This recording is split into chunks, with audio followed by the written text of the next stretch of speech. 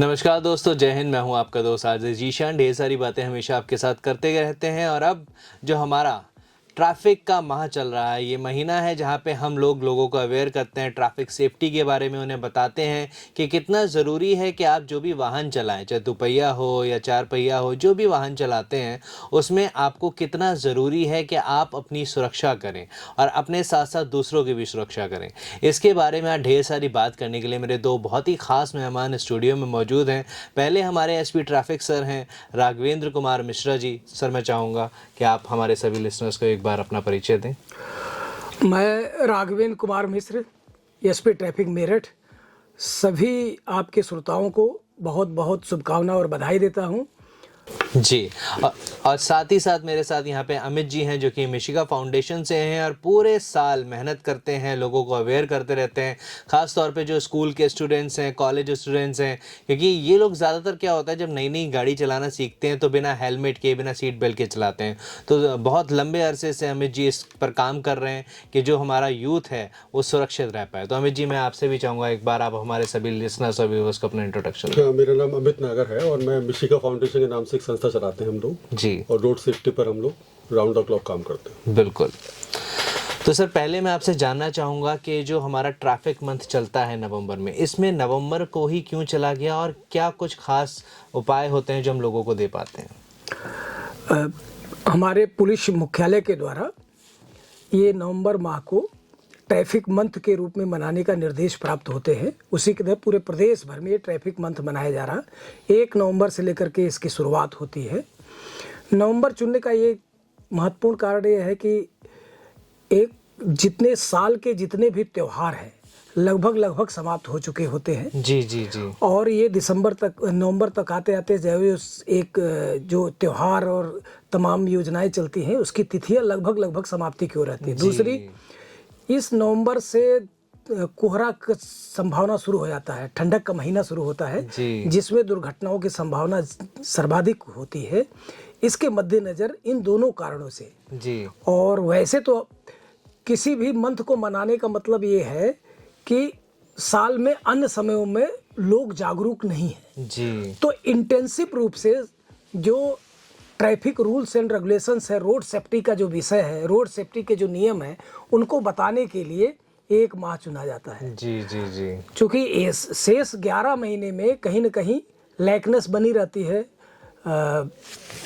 लोगों के द्वारा लोग उस पर सचेत नहीं रहते हैं। तो एक इंटेंसिव प्रोग्राम चलाया जाता है जिससे कि लोग ये समझ सके कि ट्रैफिक रूल्स क्या है, रेगुलेशंस क्या है, क्या चीज़ें हम सुधार सकते हैं। इस वजह से नवंबर माह का चयन किया जाता है। जी। तो सर, मेरठ में आपको क्या मुख्य कारण, मेजर रीजंस लगते हैं जो रोड एक्सीडेंट्स वगैरह होते हैं आजकल हम देखने को, खास तौर पे जो 2 व्हीलर्स वाले होते हैं उनकी वजह से ज़्यादा हो रहा है और वो लोग ज़्यादातर जो है ऑटो वालों को, ई रिक्शा वालों को ब्लेम कर देते हैं। तो मुख्य कारण आपको क्या लगते हैं? देखिए, ट्रैफिक जो एक्सीडेंट, जो रोड एक्सीडेंट है, इसमें 2 विषय है, आप समझिएगा। ट्रैफिक मैनेजमेंट में 2 विषय है। एक होता है कि ट्रैफिक जाम न लगे, चौराहे तिराहे पर स्मूथ रूप से चलता रहे जी। एक तो ये विषय है।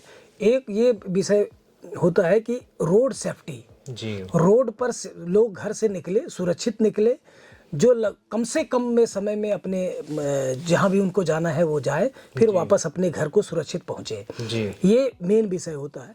महत्वपूर्ण बात यह है कि पूरे जब हम लोग रोड एक्सीडेंट पर एनालिसिस करते हैं तो ये उभर के सामने आया कि जितनी भी लड़ाई झगड़े में, आपराधिक घटनाओं में डेथ रिपोर्ट नहीं होती, उससे कई गुना रोड एक्सीडेंट में लोग मारे जा रहे हैं या ऐसा दुर्घटना हो जा रहा है जो जीवन भर उनके साथ रह रहा है। जी जी जी जी जी। इतनी बड़ी इंजरी हो जा रही है। ये 2 महत्वपूर्ण विषय है।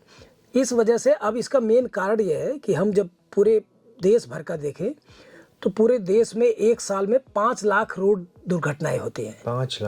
5 लाख में 1,80,000 लोग डेथ रिपोर्ट होता है।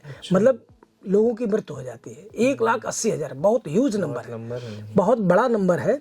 और इस वजह से केंद्र सरकार, उत्तर प्रदेश सरकार, पुलिस विभाग, और मैं ये भी बताना चाहता हूँ कि माननीय हमारे जो पुलिस विभाग के मुखिया हैं, डीजीपी सर ने जब वो ज्वाइन किए थे, उन्होंने अपनी 10 प्राथमिकताएं बताए थे कि हमारी क्या प्राथमिकता होना चाहिए। उनमें से एक प्राथमिकता रोड पर जाम न लगे, सुरक्षित रहे, लोगों का एक्सीडेंट ना हो, कम से कम दुर्घटना हो और ऐसी दुर्घटना हो जो जिसका ठीक किया जा सके, डेथ ना हो।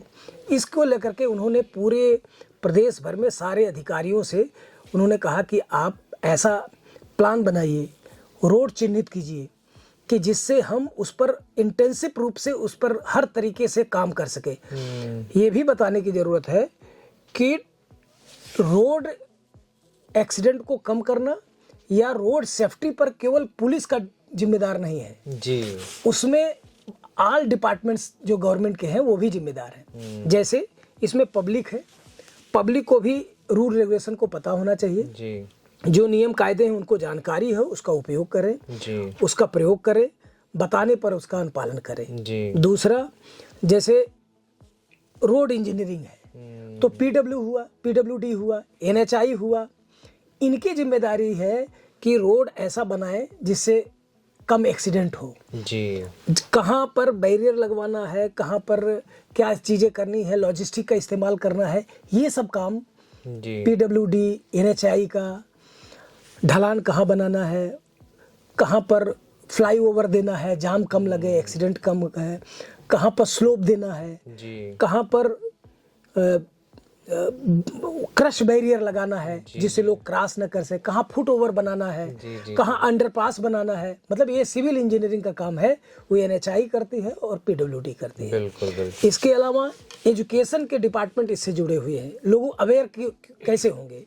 सबसे पहले जैसे अन्य बेसिक एजुकेशन होता है उसी के साथ ट्रैफिक एजुकेशन भी होना चाहिए जी, कि लोग शिक्षित हो, उनको ये पता होना चाहिए कि ट्रैफिक साइंस कैसे है, जी, क्या क्या सिग्नल्स हैं, उनको पता होने। बहुत सारी चीज़ें जो हमारे जीवन में उतना महत्वपूर्ण नहीं है उसको तो हम जान लेते हैं, जी, लेकिन नीली बत्ती कैसे चलती है, लाल बत्ती का क्या नियम है, कहाँ रुकना है, कहाँ नहीं रुकना है, कहाँ जेब्रा क्रॉसिंग है, इन सब का हम पालन नहीं करते हैं। जी, तो ये करने का काम इनका भी है, ये पब्लिक का बिल्कुल है। पब्लिक का है, हमारे अर्न डिपार्टमेंट का है।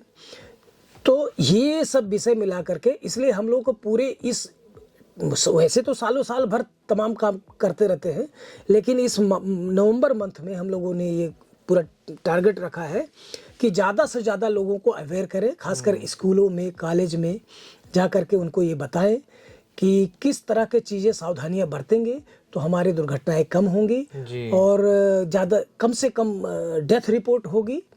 इस प्रकार की हम लोग एक अवेयरनेस प्रोग्राम करा रहे हैं। जी, आने वाले समय में एक ट्रैफिक मेला भी हम लोग आयोजित करेंगे जिसमें सारे डिपार्टमेंट के लोग अपनी अपनी योजना लेकर के करेंगे कि हमको क्या करना है। स्टेक होल्डर जैसे एजुकेशन वाला अपना लेकर के आएगा, प्राइमरी एजुकेशन, मिडिल एजुकेशन, और उसके बाद में ट्रांसपोर्टर्स, जैसे ट्रक चल रहा है जी, वो शराब पी करके वाहन ट्रक चालक है तो उनको अवेयर किया जाएगा।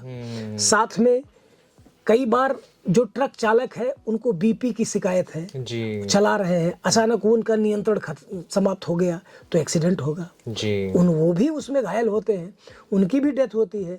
साथ में जो साथ सड़क पर चलने वाले हैं उनकी भी बिल्कुल खतरनाक स्थिति रहती है। आई साइट का उनको ठीक होना चाहिए जो नियम के अनुसार है।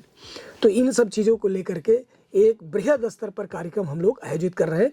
वैसे जैसे आपके विद्यालय में आज हम लोग आए हैं, जी, जी, जी, इसी तरीके से अन्य रोज हमारे यहाँ एक प्रोग्राम चल रहा है लोगों को जागरूक करने के लिए। क्या बात है सर, और बहुत अच्छी बात सर ने बताई। देखिए, सिर्फ पुलिस प्रशासन का ही जिम्मा नहीं है कि वो आपके लिए इतना सब कुछ वो करते रहते हैं, आपको अवेयर कर रहे हैं।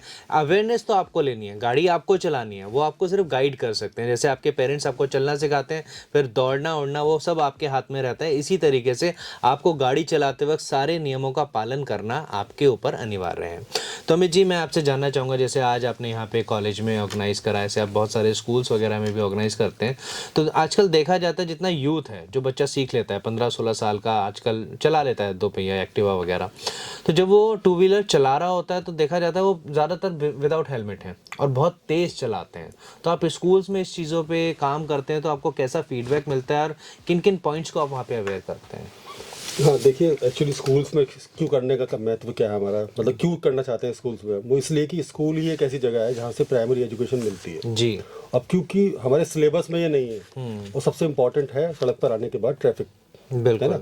ऐसा कोई जरूरी नहीं है कि हम वाहन चला रहे हैं तो हम ट्रैफिक का पार्ट नहीं है। अगर हम वाहन नहीं भी चला रहे या वाहन में बैठे हुए हैं तो भी हम ट्रैफिक का पार्ट है। बिल्कुल। तो हमें पता होना चाहिए सड़क पर किस तरह के रोड साइन होते हैं, किस तरह से हमारे रेगुलेशंस होते हैं, किन चीज़ों पे चलान है, हमें किस तरह से रोड पे चलना है, इवन पैदल कैसे चलना है, लाइट क्या बोल रही है, ट्रैफिक साइन क्या बता रहा है ना। तो वो सब चीज़ जानकारी हमें किसी को नहीं होती, तो उस जानकारी को कंटिन्यूस करने के लिए हम लोग स्कूल्स कॉलेज में जाते हैं। हालांकि हमने एक ट्रैफिक पार्क बनाया हुआ है मेरठ के अंदर, जो पहला ट्रैफिक पार्क है इस इंडिया का, जहाँ 365 दिन सेमिनार्स होती हैं। ट्रैफिक पुलिस और हम मिलकर उसको चला रहे हैं और डेली सेमिनार होती है। तो हम वहाँ इन्वाइट भी करते हैं, कोई भी इंस्टीट्यूशन या ऑर्गेनाइजेशन आए और उसको प्रैक्टिकल नॉलेज लेनी है तो पार्क में हम प्रैक्टिकल नॉलेज देते हैं और रोड सेफ्टी ऑडिटोरियम में क्लास देते हैं जी। तो वो 1 घंटा इतना इंपॉर्टेंट होता है। अगर आप उसको ले लें उस क्लास को, तो मैं गारंटी लेता हूँ कि आपके घर में कोई दुर्घटना में मृत्यु नहीं होगी या दुर्घटना नहीं होगी, क्योंकि हम इतना सेंसिटाइज कर देते हैं। उसमें लाइव एक्सीडेंट्स की वीडियोस हैं, इंपॉर्टेंट मैसेज हैं, वो सब कुछ आपको बताया जाता है जो पूरी लाइफ में किसी सिलेबस में नहीं मिलता। तो वो 1 घंटे का कोर्स है, अगर वो कर लेते हैं तो हम जीवन बचा सकते हैं। क्या बात है। तो मुझे लगता है कि ये भी एक साक्षरता मिशन है। मैं सर से अभी कह रहा था, बात चल रही थी हमारी कि हम इसको साक्षरता के रूप में, सड़क सुरक्षा साक्षरता के रूप में इसको चलाएंगे। बिल्कुल। आगे अभी 1001 हमारी पूरी होने वाली है सेमिनार्स, 954 हो चुकी हैं। उसके बाद हम ये मिशन चलाएंगे कि सड़क सुरक्षा साक्षरता मिशन। क्योंकि लोग डॉक्टर बनने के बाद भी रॉन्ग साइड चल रहे हैं, गलत जगह पार्क कर रहे हैं, फिर वो आते हैं ट्रैफिक पुलिस ऑफिस और कहते हैं हमारा चालान क्यों हो रहा है, हम तो डॉक्टर हैं इतने बड़े। तो मैं कहता हूँ वो इतने बड़े डॉक्टर कैसे हैं जिसको ट्रैफिक में नहीं चलना आता? वो क्या मतलब वो इतने पढ़े लिखे कैसे हैं कि उनको हमें सड़क पे चलना नहीं आता? अभी आप दूसरे देश में जाइए, यही डॉक्टर बहुत तरीके से गाड़ी चलाएंगे, है ना, पूरे ट्रैफिक को फॉलो करेंगे, क्योंकि वहां पर इतना टफ है लाइसेंस लेना या ट्रैफिक में चलना, वो इतना इंपॉर्टेंट है, वो सबसे ऊपर आता है और हमारे देश में सबसे लास्ट में आता है जी। तो इसलिए हमारे देश में दुर्घटना ज्यादा है, हम नंबर 1 है। 1.5 लाख लोग मरते थे, वो मरते मरते संख्या 80 पे आ गई, जबकि वो गडकरी जी बोल कर आए थे कि हम उसको आधा कर देंगे। तो ये तो बढ़ती जा रही है। क्यों बढ़ती जा रही है? कि रोड अच्छी बन गई, रोड अच्छी बन गई तो हमारी स्पीड बढ़ गई, अच्छी अच्छी गाड़ियां मार्केट में आ गई, अच्छी अच्छी बाइक्स आ गई जो स्पीड पर बिकती हैं, उनकी सेल। मैं तो कहता हूँ उस पर स्पीड गवर्नर होना चाहिए जी। अगर हम रोड पर अलाउ कर रहे हैं चलने के लिए तो उस पर स्पीड गवर्नर होना चाहिए गाड़ी के अंदर। बिल्कुल। जैसे हम चालान करते हैं ऐसी स्पीड को चेक किया जाए, तब उसको चलने के लिए अलाउ किया जाए। बिल्कुल। नहीं तो हम मौत का सामान दे रहे हैं ना। बिल्कुल सही बात, बहुत सही बात आपने बताई। ड्राइविंग लाइसेंस हमारे पास नहीं है और हम वाहन चला रहे हैं, तो इससे बड़ा मतलब मजाक क्या हो सकता है कि हम किसी वाहन को चला रहे हैं बिना किसी ट्रेनिंग के, बिना किसी नॉलेज के, बिना किसी एक्सपीरियंस के, और 4 लोग हमारे पीछे बैठे हैं, वो भी आश्वस्त है कि ये मुझे सही जगह पहुंचा देगा। तो मुझे लगता है ये बहुत गलत ट्रैक पे हम लोग हैं। इसमें केवल पुलिस या हम NGOs ही इस काम को नहीं कर सकते। मुझे लगता है इसमें हर हिंदुस्तानी को आगे आना पड़ेगा। बिल्कुल। और क्योंकि हम क्रांति धरा से हैं तो मुझे तो कहना पड़ेगा कि क्रांति धरा को ही शुरुआत करनी होगी और हमें किसी ना किसी बहाने से सामने वाले को सेंसिटाइज करना होगा कि ये कितना इंपॉर्टेंट है हमारी लाइफ के लिए। बिल्कुल। राघवेंद्र जी, मैं अगला सवाल आपसे जानना चाहूँगा कि हमारे लॉन्ग टर्म प्लान्स क्या हैं कि हम सिर्फ मेरठ में नहीं पूरे प्रदेश में, देश में जो है ट्रैफिक का जो हाल है उसे सुधार पाएं और बेटर बना पाएं। देखिए, जब व्यवस्था थोड़ी घबराने लगती है जी, तो 2-3 तरीके के मेजर्स लेने पड़ते हैं। एक होता है शॉर्ट टर्म मेजर्स, एक मीडियम टर्म मेजर्स और एक long term measures. Long term measures में जैसे आप देख रहे होंगे NH 58 के बगल में हम लोग अभी बैठे हुए हैं, तो यहाँ पर इस रोड के वाइंडिंग की बात चल रही है। इसको अभी 4 लेन है, 6 लेन और 8 लेन में कन्वर्ट किया जाएगा। इस तरह के प्रोजेक्ट्स हैं जहाँ पर फुट ओवर नहीं है और बस्ती अगल बगल हो गई है रोड के दोनों साइड में, तो वहाँ फुट ओवर बनाना पड़ेगा। वहाँ पर लॉन्ग टर्म मेजर में है कि वहाँ अंडरपास लेना पड़ेगा, क्योंकि देखिए अभी मेरठ NCR का ये है और यहाँ पर RRTS की मेट्रो भी आ गया है। अब लोग दिल्ली से भाग करके लगभग 1 घंटे के रास्ते पर लोग रहना शुरू करेंगे, तो यहाँ तो और ज्यादा निकट भविष्य में होने वाला है कि यहाँ पर ट्रैफिक कंजेशन बढ़ेगा। तो उन सब को देखते हुए यहाँ पर इस तरह के measures government of India, Uttar Pradesh सरकार सब इस बारे में सचेत है और लगातार बैठकें कर रहे हैं, एक योजना बना रहे हैं कि इसको हम कैसे बेहतर कर सकें। उसी का परिणाम है कि पूरे हम लोगों के लिए एक टारगेट आता है कि आपको ये करना ही करना है। लोगों के बीच में जाइए, उनको अवेयर करिए, शिक्षित करिए उसके बाद ना मानते हो तो फिर उनके हाईवे फाइन करिए। जी जी जी जी जी। इसी के संबंध में आपको दर्शकों को मैं बताना चाहता हूं कि मैं दर्शकों से ये पूछना चाहता हूं, आपके दर्शक से, कि यहाँ से 1 घंटे की दूरी दिल्ली है जी आप दिल्ली में जो यूपी बॉर्डर क्रॉस करते हैं, दिल्ली में प्रवेश करते हैं, तुरंत आपका हेलमेट लग जाता है, सीट बेल्ट लग जाता है, और आप जो दिल्ली गवर्नमेंट ने जो नियम बनाया है उसका पालन करने के लिए मतलब 99% प्रयास स्पीड करते कम हो जाती है सर। स्पीड कम हो जाती है। ठीक, वापस जब आप आते हैं, जो यूपी बॉर्डर के पास आते हैं, तो आप ऐसा कौन सी शक्ति मिल जाती है आपको कि जो ये कर, इसका मतलब है 2 चीजें, मैं इसको चैलेंज के रूप में लेता हूँ जी कि जैसे वहां पर तुरंत चालान हो जाता है, जी तो यही तरीका है कि आपका हैवी चालान करें। आपके घर की गाड़ी यदि 4 चालान 3 चालान से ज्यादा है तो सीज कर दिया जाए, पकड़ करके थाने में जब्त कर दिया जाए, आपका लाइसेंस निरस्त कर दिया जाए, आपका डीएल निरस्त कर दिया जाए, आपकी आरसी निरस्त कर दी जाए जी। और आपका जीवन अमूल्य है। यदि आपको हम जीवन न बचा सके सड़क पर, एक व्यवस्था न रहे, तो हमारे रहने का कोई मतलब नहीं। इसके लिए मुझे एक कठोर स्टेप लेना ही पड़ेगा। बिल्कुल लेना उसके तहत हम लोग अब निकट भविष्य में पहले अवेयर करेंगे, सचेत करेंगे, अनुरोध करेंगे, उसके बाद में वही दिल्ली वाली पॉलिसी कि जहां भी गाड़ी है कि जमा करिए आप जी, तब जाकर के सुधार का शुरू होगा। बिल्कुल, क्योंकि इसमें सुधार कम 1 घंटा 2 घंटा कहीं भी हम बात कर से कुछ होने वाला नहीं, जब तक लगातार हम काम करेंगे जी।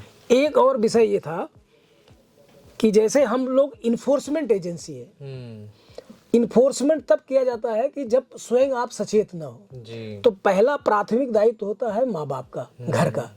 घर में माँ बाप इस बारे में चिंता करें जी। जब बच्चा कमजोर होता है, जिस विषय पर बच्चा कमजोर होता है, तो माँ बाप उसके लिए ट्यूशन लगाते हैं जी। टेस्ट ऑर्गेनाइज करते हैं, ट्यूशन लगाते हैं, और लगातार सालों साल करने के बाद तब कहते हैं कि नहीं बच्चा अब ट्रैक पे आ गया है। उसी तरीके से ट्रैफिक मुद्दे पर, सड़क सुरक्षा को लेकर के उनको अपने परिवार में बेहतर वातावरण बनाने के लिए चर्चा करना पड़ेगा कि हम कैसे इससे बच सकते हैं जी। घर से चर्चा करने का क्या मतलब है, यदि उनके घर में एक वाहन आता है तो सबसे पहले वाहन का टीका किया जाता है जी। टीका करते हैं, मंदिर जाते हैं और मतलब सेलिब्रेशन करते हैं कि मेरे घर में वाहन आया जी। सेलिब्रेशन उससे ज्यादा महत्वपूर्ण है कि हम जो नियम है उसको जाने, सबके सामने पढ़ के सुनाए कि अब वाहन मेरा बेटा लेकर के जाएगा तो किन नियमों का पालन करेगा। बिल्कुल, हेलमेट, BIS मार्क का हेलमेट होना चाहिए जी। और जब घर से बाहर निकले, स्कूल जा रहा है, कॉलेज जा रहा है,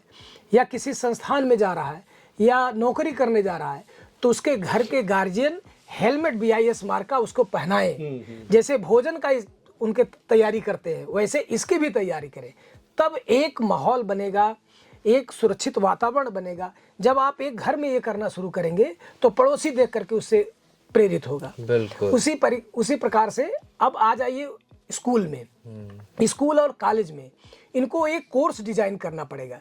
जैसे हर कोर्स को आप पढ़ाते हैं कि इससे ये होता है, मैथमेटिक्स, साइंस, सोशल साइंस, ये सारी चीजें पढ़ा करके तब वो बताता है कि देश ऐसे चलता है, लोकतंत्र है, संसदीय व्यवस्था है, परमानेंट डेमोक्रेसी है, इस तरह की व्यवस्था बनाकर उसको जानकारी रहती है। लेकिन ट्रैफिक के बारे में कुछ भी जानकारी नहीं है। जन्म से लेकर के मृत्यु तक हो सकता है आप किसी को गाली मत दीजिए, किसी का आपने मतलब ऐसा कोई आपराधिक कृत्य नहीं किया तो आप थाने नहीं जाएंगे, आपको पता ही नहीं थाना क्या होता है जी। लेकिन सड़क का इस्तेमाल आप जरूर करेंगे जी। प्रत्येक आदमी जो थाना नहीं जाता है, कचहरी नहीं जाता है, कलेक्ट्रेट नहीं जाता है, लेकिन सड़क का इस्तेमाल अवश्य करता है। बिल्कुल, हर आदमी को अपने विकास के लिए घर से बाहर निकलना पड़ेगा और सड़क पर आएगा तो सड़क के नियम का पालन करना पड़ेगा, स्वयं सुरक्षित रहे, दूसरे को सुरक्षित करे।